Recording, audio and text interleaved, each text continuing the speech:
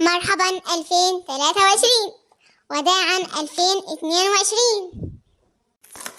ايه حاحة، ايه حمدون، عاملين ايه يا اولاد يا عسل؟ ابشرت عليكم 2023. يلا بينا بقى كل واحد يقول عمل ايه في 2022. ايه يا عزيز 2023 ايه؟ هي 22 خلصت يا عزيز؟ هي زوز مالك ساكتة ليه؟ هي 22 حطت عليك انت التانية؟ ما تفكرنيش يا عزيز. حصل ايه معاكي يا زوزة؟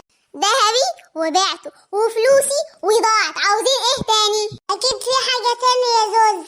أكيد في حاجة تانية مخبيها تحت المرتبة يا زوزة.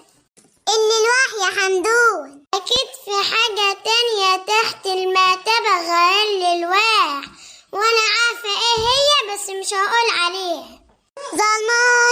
ظلماني والله. يا ريت كنت ظلمك وبس، ده أنا عاملة فيك البيضة وأنت ما حساش بحاجة. ما أنا عارفاك، ده أنا أمك يا حمدون. وانت يا حاحا هتفضل ساكت. انا في 2022 ما خدتش حاجة خالص غير اكل وانام. يخليك لامك يا حاحا، طول عمرك شغلتي. مش لما تشغل مخك الأول يا حزين وبتشتغل؟ انت مفيش غير حاجة واحدة بتعملها، بتاكل وبتشرب وتشخ وتنام. فضحتني يا حزين قدام مام.